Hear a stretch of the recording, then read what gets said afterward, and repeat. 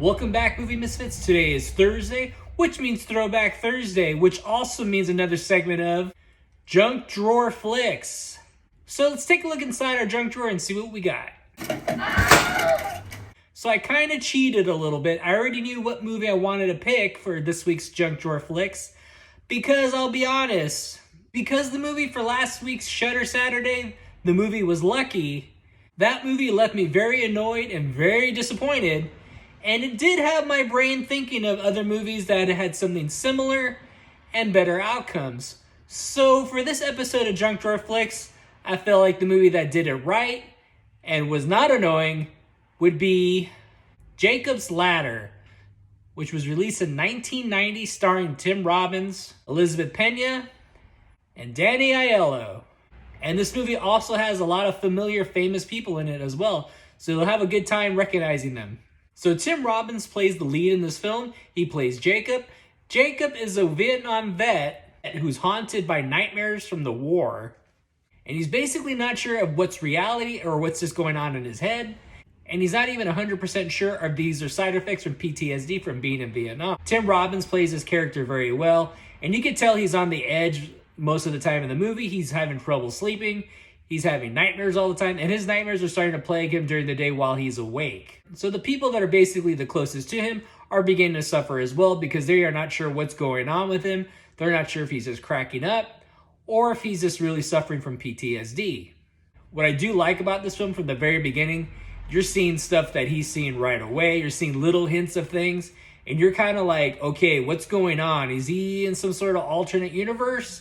Is he slipping into hell at some point? What is going on? And you're basically discovering what's happening to the character along with Tim Robbins. And that's one thing I like about this film a lot, is that it gives little hints. It doesn't give it all to you right away. Although if you watch it a second time, you'll probably see more little hints of what's going on. As the movie goes on, you end up finding out other people in his platoon are suffering from something very similar. What's really cool about this movie is that we get to see some gnarly visions and gnarly special effects. And what's kind of cool about this movie is, this was done in 1990. So the things that we see in this film were probably the first of its kind. Maybe a couple other movies kind of did this before. However, if you fast forward to now, these scenes are being played out all the time, and we just take them for granted because, let's face it, they've been played out way too much. So when you go back and watch this film, you can see the birth of all these little camera gags and special effects gags that they use and twist and turn. So it's kind of neat to see how this kind of pioneered back then, because this was like, whoa, this was a trippy movie, blah, blah, blah, blah. So however, fast forward, like I said, fast forward to present time, we see this all the time, and it's basically played out. It's not scary. It's not fun. It's kind of like standard blah. So what's pretty cool about this film is Tim Robbins gives a pretty solid performance.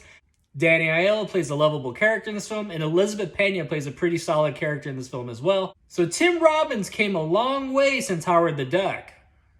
So after watching a film like Lucky, if you saw my review and how I was talking about how artsy-fartsy it was and how I was basically putting up with the film because it was interesting enough. And when I got to the ending, I was hoping once I got to that ending that basically all the annoyances, all the annoying characters, all like the weirdness that they were trying to create, I was hoping with that ending would make up for all of that, and I'd be like, oh, okay.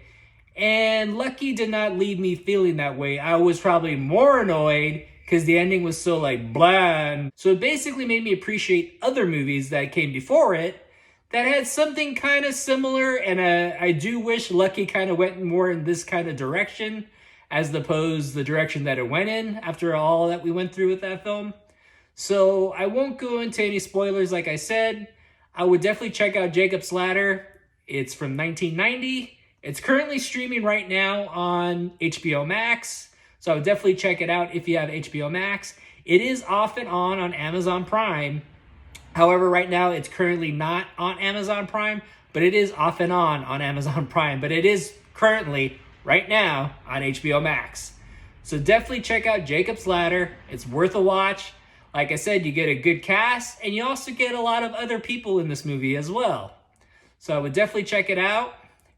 great special effects, great cinematography, and you also get some great camera work in this film. I'm Mike the Movie Misfit, and I'll see you at the movies. And don't forget to give me a thumbs up, and don't forget to hit subscribe. Get more out of life. Go out to a movie.